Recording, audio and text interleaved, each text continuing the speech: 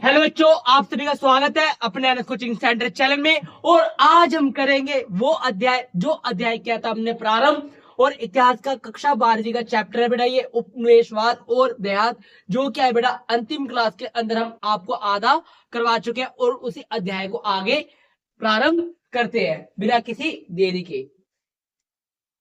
बेटा पहाड़ी लोग कौन थे, वह अपनी जीवन निर्वाह किस तरह करते थे। बेटा पहाड़ी लोग कौन थे बेटा, जो राजमहल की पहाड़ियों के पास रहते थे। जो बेटा राजमहल की पहाड़ियों के पास रहते थे उसे क्या कहते थे बेटा, पहाड़िया लोग कहते थे। क्या कहते हैं, पहाड़िया लोग कहते थे। बेटा वो जीवन निर्वाह किस प्रकार करते थे, वह जंगल से प्राप्त चीजों पर क्या करते थे बेटा, गुजर बसर करते थे। बेटा जो भी चीजें जंगलों से प्राप्त हो रही है उसी के द्वारा वो क्या बेटा अपना जीवन निर्वाह करते थे। या बेटा वो झूम खेती किया करते थे। बेटा झूम खेती क्या होती है बेटा, झूम खेती क्या होती है बेटा, इसके अंदर क्या है बेटा, जो किसान लोग हैं अगर बेटा एक खेत में बेटा उन्होंने कोई उपज उगा दी और उपज कटने के बाद क्या है बेटा, उस भूमि को छोड़कर, मतलब उस जो भूमि का जो भी चीजें बचती थी, वेस्ट मटेरियल बचा उस पर आग लगाकर क्या बेटा उसको राख के अंदर मिला देते, ताकि क्या है बेटा उसकी उर्वरता वापस आ जाए।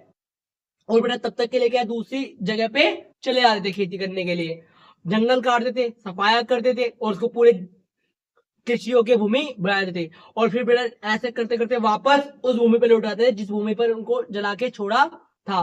बेटा इस प्रणाली को कहते थे झूम खेती। बेटा जगह जगह पे इसको अलग अलग नाम से जाना जाता है, जैसे दीपा, कुमाऊनी, पूनम, ठीक है बेटा, रे, मिलप्पा, ठीक है, जैसे चेना। चेना कहाँ कहते हैं बेटा, श्रीलंका में कहते हैं। कहाँ कहते हैं, श्रीलंका में कहते हैं। लदांग, सभी कमेंट सेक्शन में बताया बेटा किस देश के अंदर झूम खेती को क्या है बेटा, लदांग कहते हैं। इंग्लिश में बेटा क्या कहते हैं, शिफ्टिंग कल्टीवेशन कहते हैं। ये लोग झूम खेती करके ज्वार तथा बाजरा आदि चीजें उगा लेते थे। जंगलों से पहाड़ी लोग खाने के लिए महुआ के फूल इकट्ठे करते थे। बेटा महुआ के फूल से क्या है बेटा, ये क्या है आपको पता है बेटा, बहुत सारी चीज बनती है। और बेटा महुआ के फूल इकट्ठे करके क्या है मार्केट के अंदर बेचते थे या अपना खुद का जीवन बसर करते थे।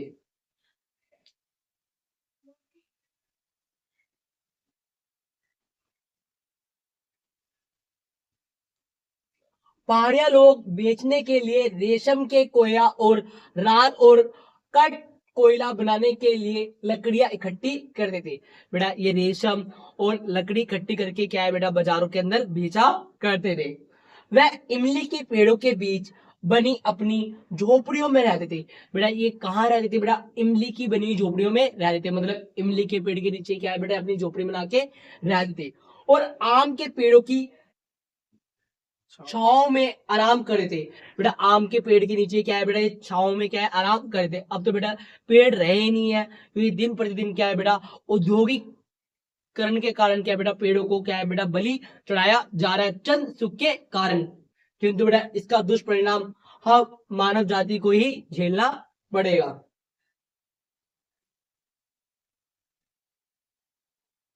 1770 और 1780 के दशक में ब्रिटिश अधिकारियों का राजमहल के पहाड़ियों के प्रति क्या रवैया था। बेटा 1770 और 1780 के दशक में के बीच जो बेटा अंग्रेज थे, राजमहल की पहाड़ियों के प्रति उनका रवैया किस प्रकार था। किनका बेटा, अंग्रेजों का। कब से कब तक, 1770 से 1780 के दशक में। चलिए बेटा जानते हैं। शिकार और संहार। 1770 के दशक में ब्रिटिश अधिकारी ने पहाड़ियों को निर्मूल कर देने की कूटनीति अपना ली और उनका शिकार और संहार करने लगे। बेटा जो उधर के रहने वाले लोग थे या जानवर थे बेटा उनका संहार करना प्रारंभ कर दिया, मतलब उनको उनकी जमीन से क्या है बेटा बेदखल किया जाने के लिए क्या है इन्होंने नीति पारित कर दी, ताकि बेटा उस जमीन पे क्या है ये अपना आधिपत्य बना सके। इसलिए बेटा उनको क्या है बेटा उनकी जमीन से खदेड़ दिया। 1780 के दशक में भागलपुर गांव,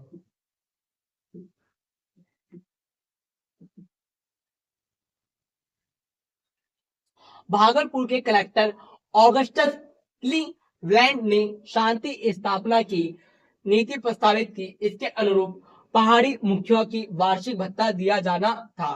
बेटा जब चीजें ज्यादा बिगड़ गई तो भागलपुर का जो कलेक्टर था ऑगस्टस, उसको बेटा क्या समझौते के लिए बुलाया गया, और समझौता ये किया गया जो पहाड़ी लोगों का जो मुखिया है उसको क्या बेटा वेतन भत्ते दिए जाएंगे, किंतु इनको हमारे कहे अनुसार क्या है अपने लोगों को समझाना पड़ेगा, जो हम कहेंगे वो उनको करना पड़ेगा, बदले में क्या है बेटा इनको वेतन और भत्ते मिलेंगे, किसको, पहाड़ी लोगों के मुखिया को।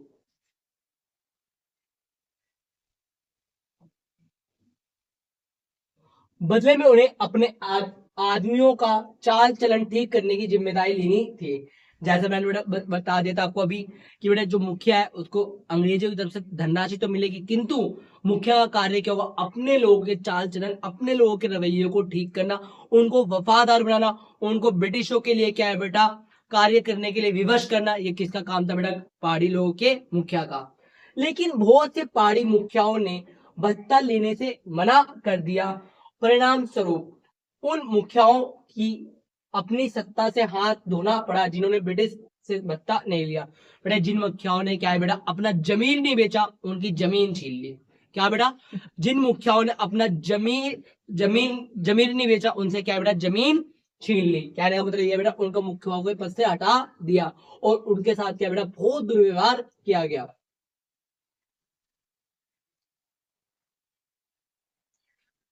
पहाड़ी इलाके में बुक्कानन की यात्रा। बेटा जो पहाड़ी इलाके थे बेटा बुक्कानन को नियुक्त किया गया, आप जाओ और पहाड़ी इलाके का सर्वेक्षण करो। 1810 और 11 में जब बुक्कानन ने पहाड़ी इलाकों की यात्रा की तो पहाड़ियों ने बुक्कानन को अंग्रेज समझकर संदेह और अविश्वास की नजर से देखा। बेटा जो बुक्कानन था बेटा सर्वेक्षण के लिए गया तो बेटा अंग्रेज समझकर क्या है बेटा पहाड़ी लोगों ने क्या संदेह की दृष्टि से देखा कि ये भी हम पे क्या प्रहार करने के लिए आया है या किसी प्रकार से हमारे को क्या नुकसान पहुंचाने के लिए आया है। ऐसा रवैया पहाड़ी लोगों का किसके प्रति था बेटा, बुक्कानंद के प्रति था। और बेटा याद रखना बेटा जो गांव जो पहाड़ी मुखिया थे बेटा उन्होंने अपना जमीन नहीं बेचा, उनकी क्या छीन ली गई थी, जमीन छीन ली गई थी। संतालों के आगमन से, बेटा नेक्स्ट क्वेश्चन, संतालों के आगमन से पहाड़िया लोगों को किन किन समस्याओं का सामना करना पड़ा।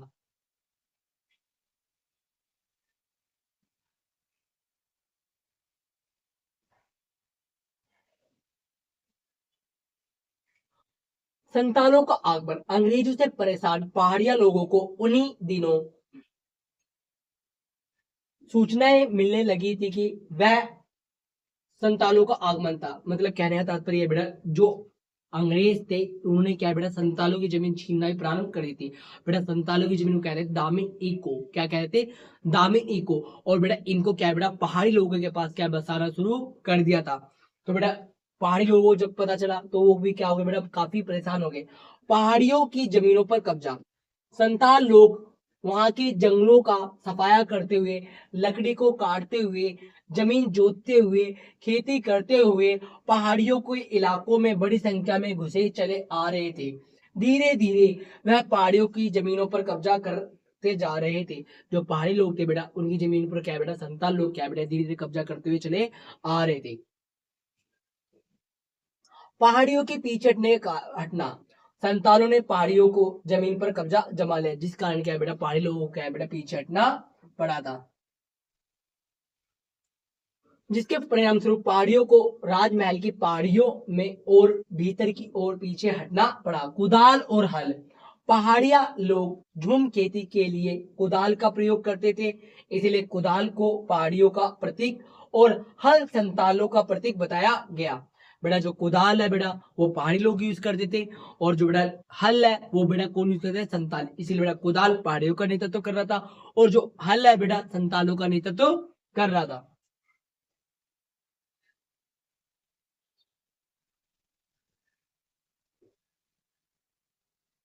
दामिन एक को क्या था, संताल लोगों ने बहुत बड़े जमीन को साफ किया था।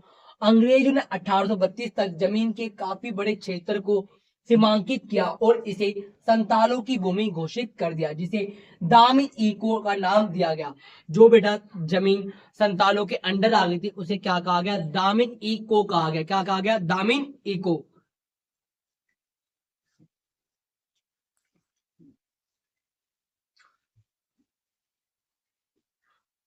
ब्रिटिश शासन के विरुद्ध संतालों के विद्रोह के क्या कारण थे? बेटा संतालों ने ब्रिटिशों का विरोध क्यों किया?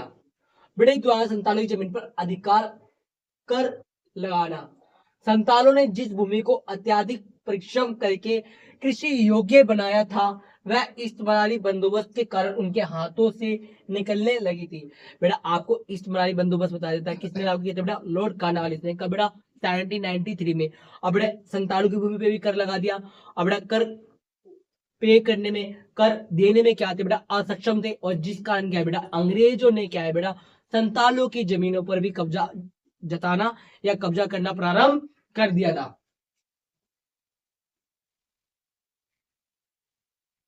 साहूकार से ऋण लेने पर विवश।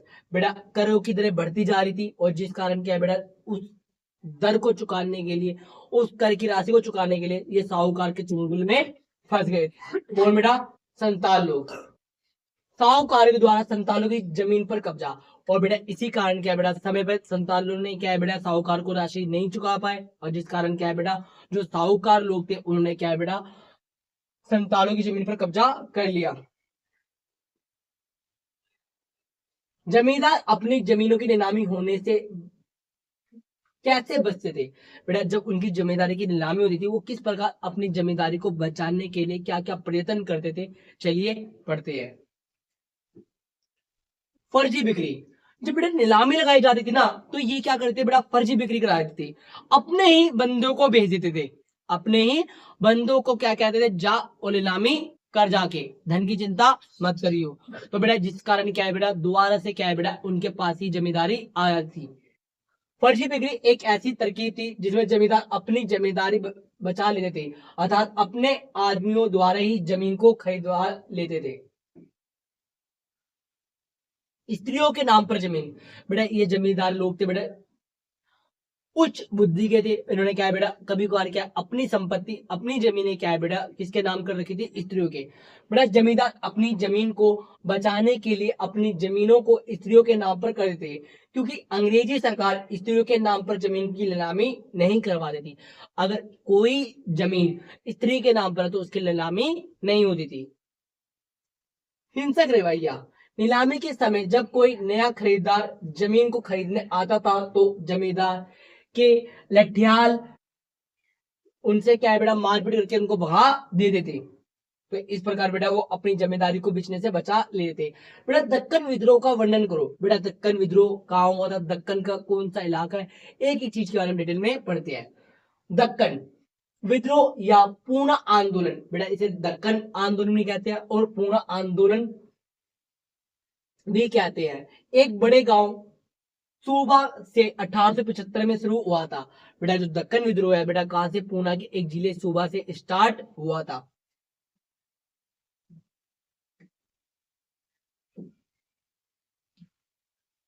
विद्रोह का कारण किसान व्यापारियों और साहूकारों के अत्याचारों से तंग आकर साहूकारों के खिलाफ विद्रोह किया था। बेटा ये विद्रोह किसके खिलाफ था? बेटा ये साहूकारों के खिलाफ था, क्योंकि जो किसान थे वो बहुत ज्यादा क्या हो गए थे? तंग हो गए थे ऊंची दरों के ऋणों से। इसलिए बेटा इन्होंने क्या साहूकारों को सबक सिखाने के लिए और साहूकारों से अपनी जमीन प्राप्त करने के लिए क्या है बेटा ये विद्रोह किया था। विद्रोह करने का तरीका, उन्होंने किस प्रकार विद्रोह किया था? बेटा क्या तकनीक थी, क्या तरीके थे, क्या हथियार थे? 12 मई 1875 के आसपास किसानों ने इकट्ठा होकर साहूकारों से उनके बही खाते जला दिए और अनाज की दुकानों को लूट लिया, और कुछ साहूकारों के घरों को भी आग लगा दी। बेटा जो साहूकार लोगों के साथ क्या करा इन्होंने? बेटा बही खाते जला दिए। हिसाब ना रहेगा बाज ना बजेगी बांसुरी, ना रहेगा बही खाता ना रहेगा हिसाब। तो इसलिए उन्होंने बही खातों में क्या लगा दी? आग लगा दी। उनकी दुकानों को लूटा, उनके घरों में आग लगा दी। विद्रोह का फैलाव। बेटा दक्कन में विद्रोह धीरे धीरे पूना से अहमदाबाद व 33 गांवों तक फैल गया। बेटा ये छोटा सा जो आंदोलन था बेटा इसने क्या है बेटा बहुत जल्दी क्या है बेटा आग में घी का काम किया। कहने का तात्पर्य क्या है बेटा छोटे से गांव से ये आंदोलन क्या है एक बड़े आंदोलन में क्या परिवर्तित हो गया। दक्कन विद्रोह पर काबू कैसे पाया गया? बेटा दक्कन विद्रोह पे कैसे काबू पाया गया? अंग्रेज ने इस विद्रोह पर काबू पाने के लिए लगभग 991 व्यक्तियों को गिरफ्तार किया, जिसमें से लगभग 500 लोगों को सजा दी गई, परंतु इस विद्रोह पर काबू पाने के लिए कई महीने तो का समय लगाना पड़ा था अंग्रेजों, तब जाकर ये विद्रोह क्या है बेटा नियंत्रण में आया था।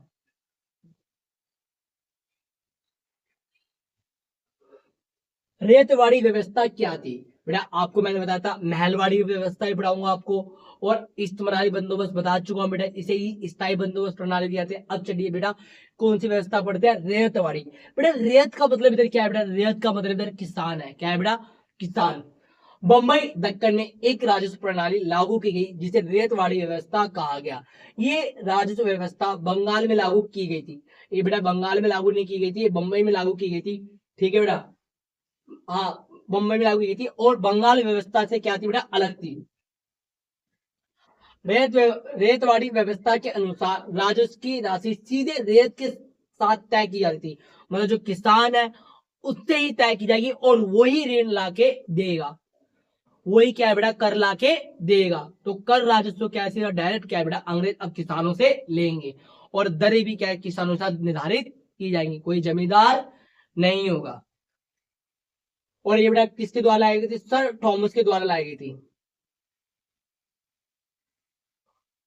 दक्कन दंगा आयोग पर रिपोर्ट लिखिए।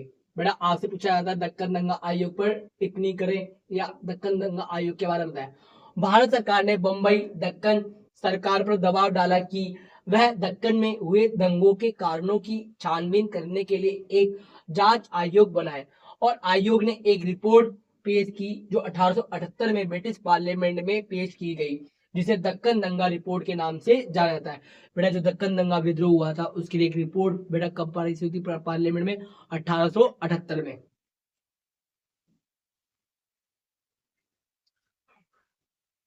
अमेरिका की गृह युद्ध का ब्रिटिश सूती आयात पर क्या प्रभाव पड़ा। 1860 से पहले ब्रिटेन अपने कपड़ा उद्योग के लिए कपास का आयात अमेरिका से करता था।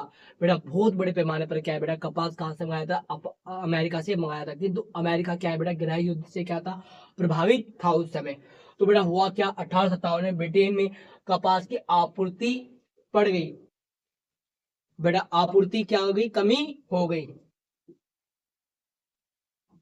और ब्रिटेन में क्या है कपास आपूर्ति संघ की भी स्थापना की गई कब, 1857 में। 1859 में मैनचेस्टर कॉटन कंपनी बनाई गई थी। ब्रिटेन सरकार अब कपास की आपूर्ति के लिए भारत पर निर्भर होने लगा। अब बेटा बेटा अमेरिका से कपास नहीं मिल रहा, तो बेटा भारत से क्या है कपास की पूर्ति की जाने लगी थी, मतलब बेटा भारत से क्या है कपास आयात किया जाने लगा था ब्रिटेन में। अमेरिका गृह युद्ध का भारत के रेयर वर्ग पर क्या प्रभाव पड़ा।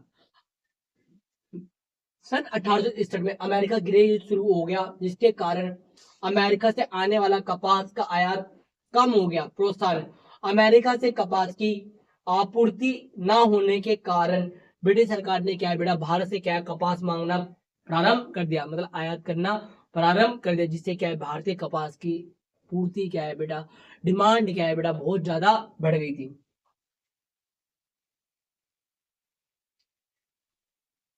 ऋण उपलब्ध करवाना, बेटा ब्रिटेन लोगों ने क्या है बेटा अंग्रेज लोगों ने क्या है बेटा किसानों को बोला आप कपास उगाओ और आपके पास धनराशि नहीं है हम आपको धनराशि देंगे।